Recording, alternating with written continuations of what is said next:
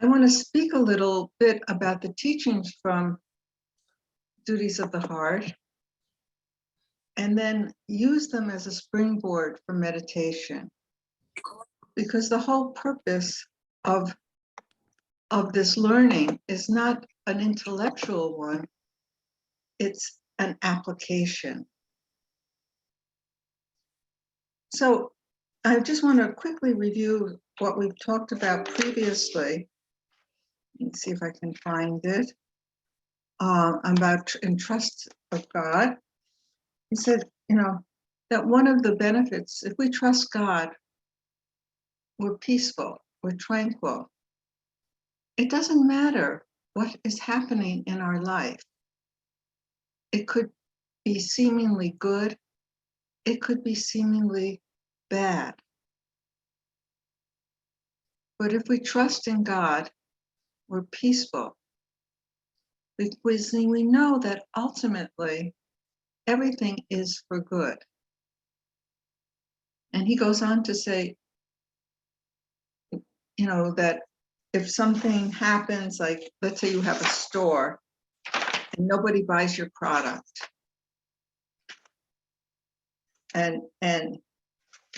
but you can be serene because you trust in God. If the money's not going to come from the store, it's going to come some other place, because you know that you trust in God. So it doesn't matter what is happening in your life. When you trust in God, you can be peaceful and know that ultimately it is for your betterment. Then he says something in the beginning, which is a little radical. I think we have to understand it. He says, if you don't trust in God, you'll trust in something else.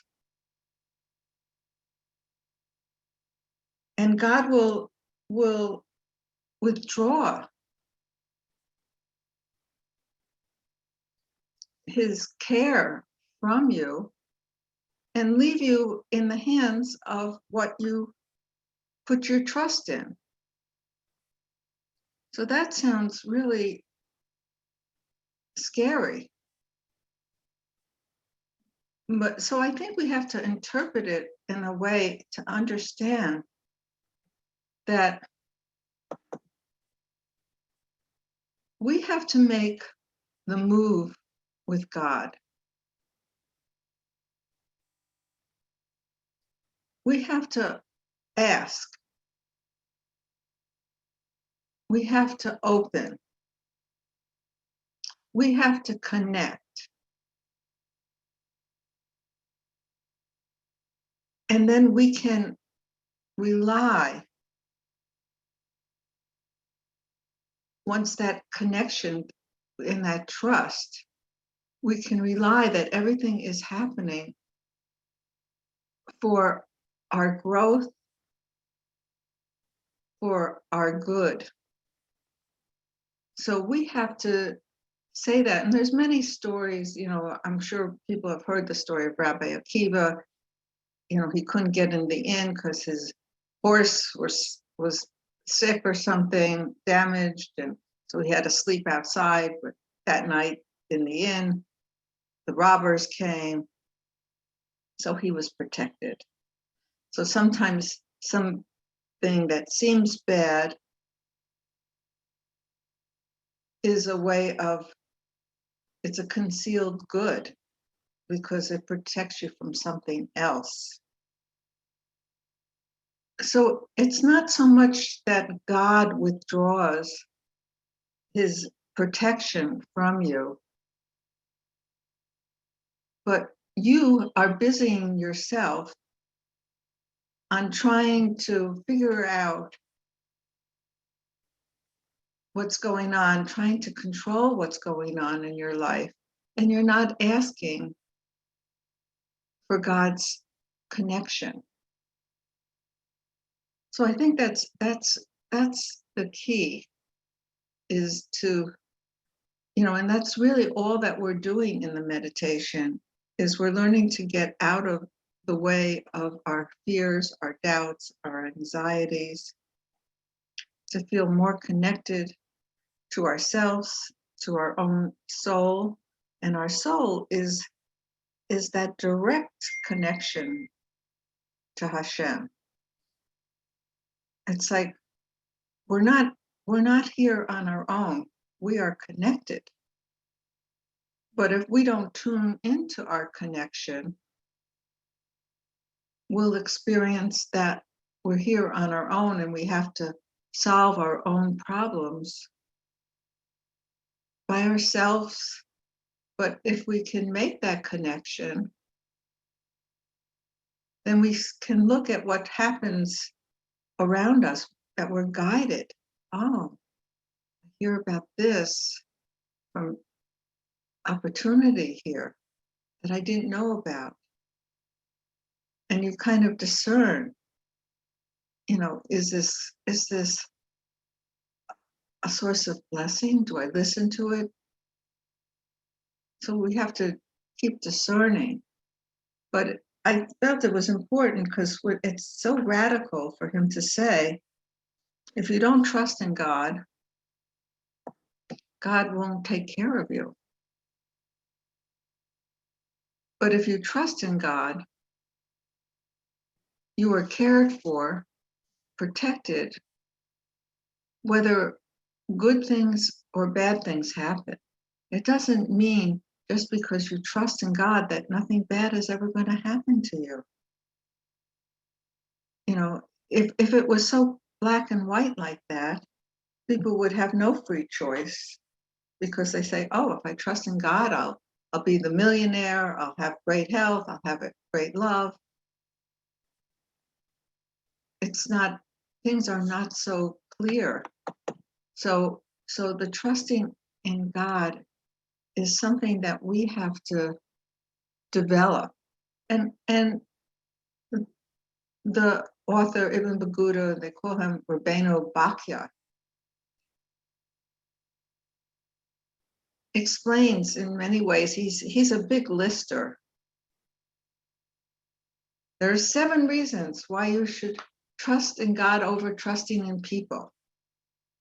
And he lists all the reasons why only, that no matter how much a person loves you, how much they're dedicated to you,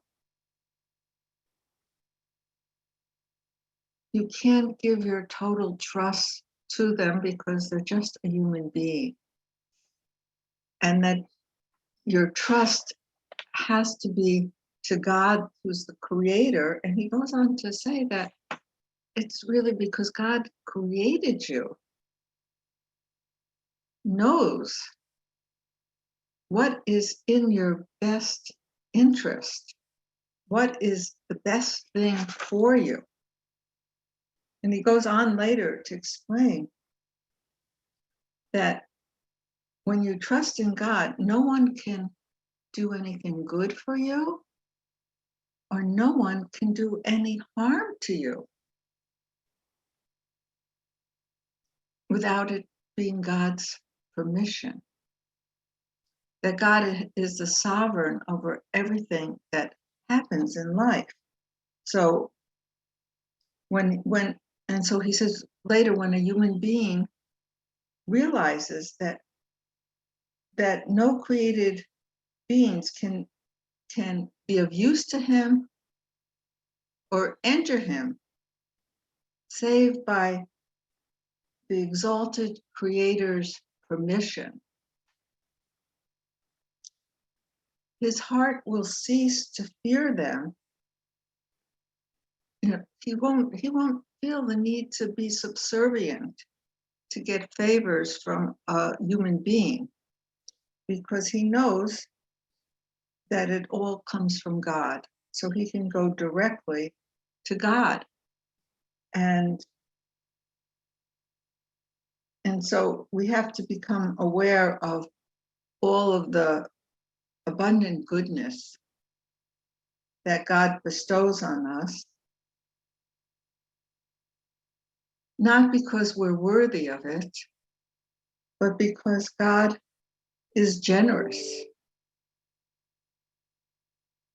and and and wants to take care of his creation. So that's a little bit more on it, but let's do a little meditation about some of these ideas and then we'll have a chance to discuss it. So let's take a few moments to bring our focus to the breath.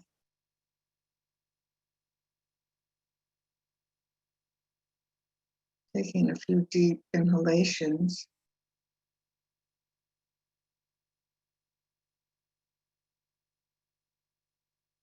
And as we always emphasize, that we are breathed by God with this intimate connection. God is breathing into us our very life force, soul energy.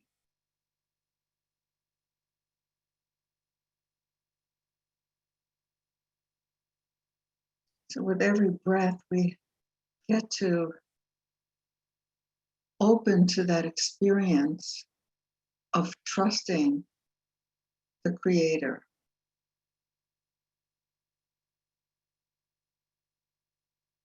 Trusting that there's a new breath, new life force, energy,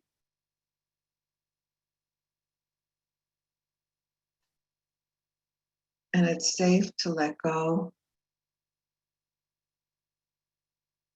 And when things leave us,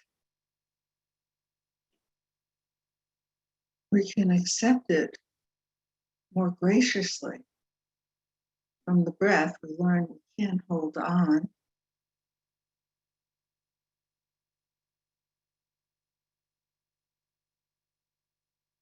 We have to let go.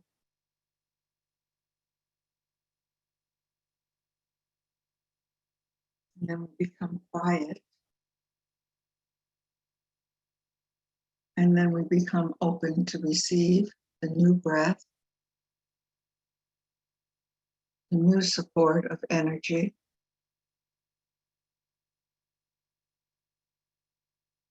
So every breath, we make that divine connection.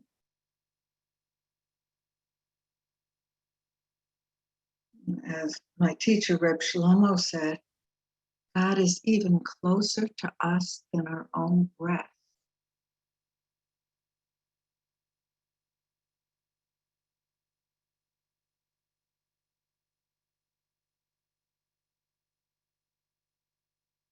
So we want to bring into our awareness how deep and intimate is our connection with the Creator, our Creator.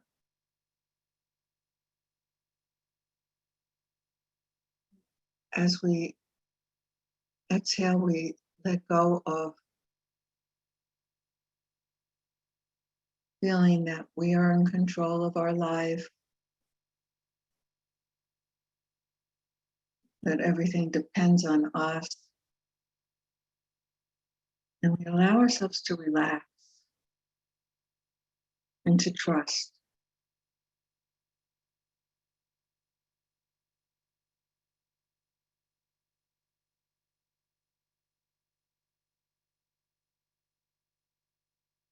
As you inhale, open to that experience that you can trust,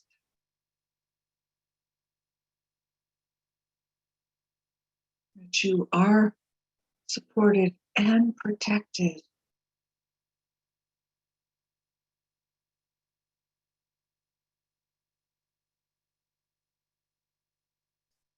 Allowing yourself to relax, let go.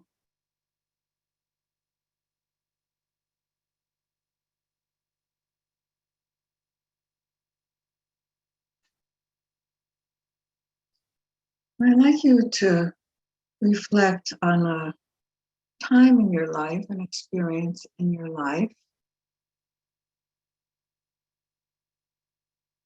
where you felt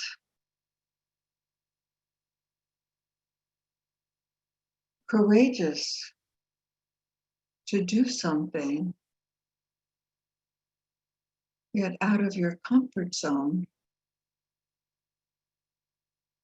because you trusted in God that you would be safe and that what you wanted to do was in accordance with divine will.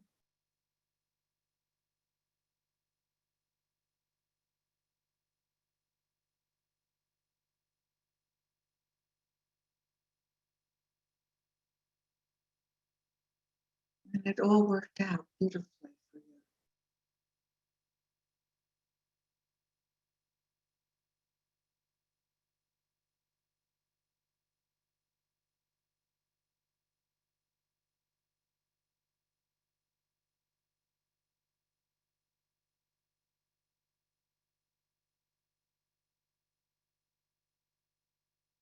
And then, if you like, reflect on a life experience that was very challenging for you, very painful, but it passed.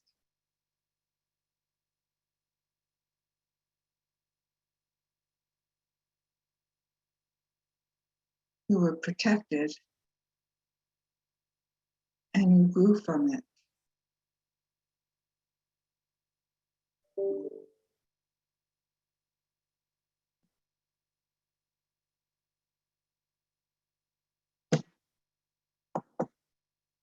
Now I invite you to think of a situation right now in your life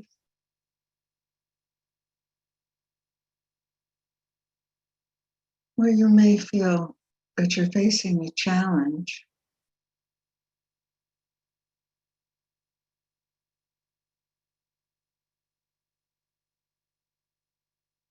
I'd like you to access that experience of trust, that you can trust God. I put my trust in you, God,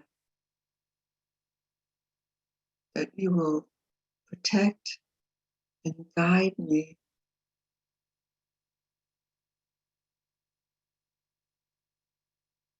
help me open to receive all that is good for me.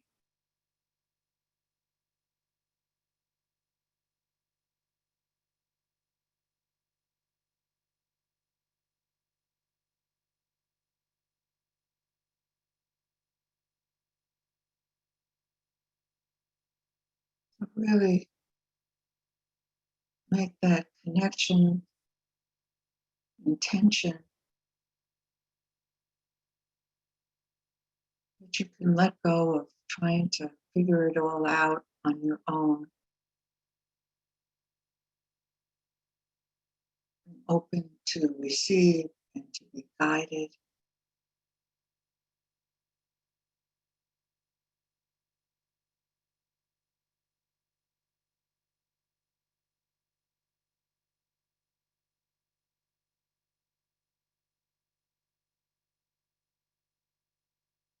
Now bringing your focus back to your breath.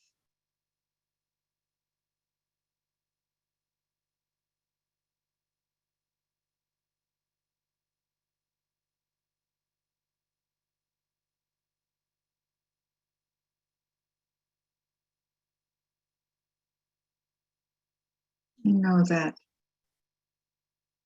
with every breath, you can make that divine connection. With every mitzvah, you make a divine connection.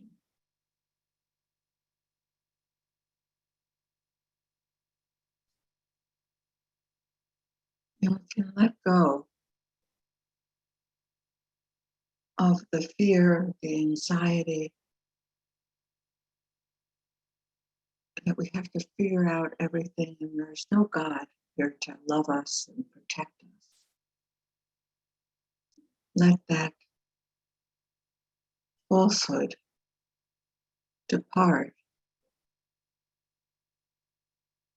And everyone is invited to come into the light of divine protection.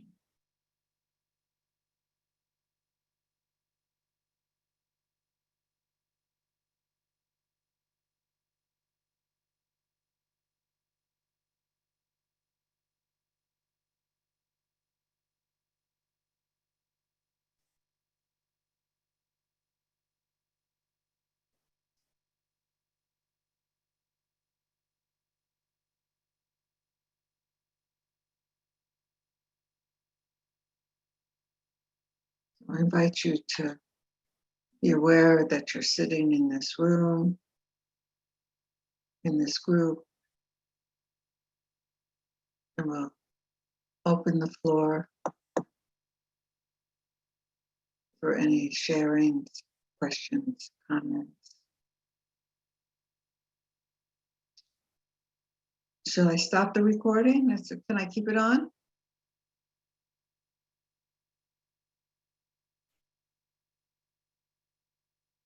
Do you want to speak, Ruth?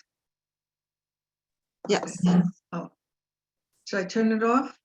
You can leave it on if you want. Okay, good. Okay, good. So I had trouble getting on the call. Anyway, first of all, this was great, even though it was very short. Thank you. But as I tried to get on the call, I had an example of what you were talking about when I came in. I was trying to get on, and my virus protection system was doing something, and the computer was busy, and so I couldn't get in, and I had to go out and do it again, whatever. It said it was going to do it, but it didn't. So, like it's such a tangible example for me. And then did you say, Hashem, God, I want to be on the call. I want to be on the call. Did you turn it over to Hashem? Well, I kind of was asking, like, do you want me to be on this call? Right. Okay. And then you got through. Yeah. That's a way of also, a good way of like accepting what is. Okay, if it's not going to be, it's not going to be. Okay, trusting God, I accept that it's not supposed to be. Mm-hmm. But you have the opportunity to express what you do want. And if you do want to be on the call and you say, Hashem, I'll accept that I'm not going to be on the call. Yeah. But I would like to be on the call. Help me to make the connection. Well, I sort of felt like, I should have tried early, like I thought of things that I could have done to help it work better. But yeah. Right. Well, don't punish yourself. And also I know it's like we can't make our connection with God dependent on whether God responds to our requests. Like I can't say, God, heal this person, please heal this person, and this person doesn't get healed. I can't, that's not a way for us to really show our trust in God. I'm really thinking, Judith, what you said, and is, when we're coming from the ego self and we feel helpless and abandoned, we call out to God. However, if we can go deeper and into our higher wisdom, we can commune with God and feel a closeness and a connection. If our relationship with God is just as a sugar daddy, I have a need, I'm going to call out to God. And if I get the answer I want, then I believe. And if I don't get the answer, don't talk to me about this God stuff. Is not having trust in God, because it really isn't based in an understanding of what the nature of God is. And that's why in this book, Duties of the Heart, the beginning of the book, which is actually the harder aspect of the book, he goes into explain what the unity of God means. You know, if I have God just as a sugar daddy concept, that's not going to be sustainable. So I need to have a concept of God that is much larger, that God is really, God is the true essence of reality, is the creator, it's the truth.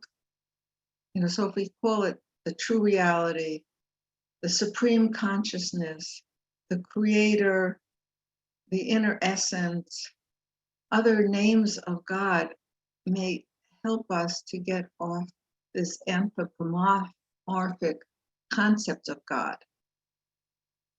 And so he goes in the beginning of the book to explain, and a lot of these teachings I just incorporate right in the meditation classes, especially when we're doing the meditations on the Shema, where we get a glimpse of what God's oneness really means.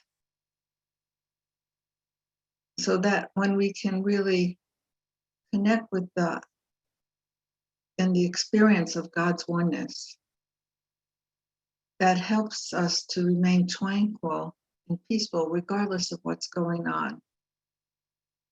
And it helps us to be more open to synchronicity and to miracles. You know, we're open to receive blessing. So any other comments? Nina?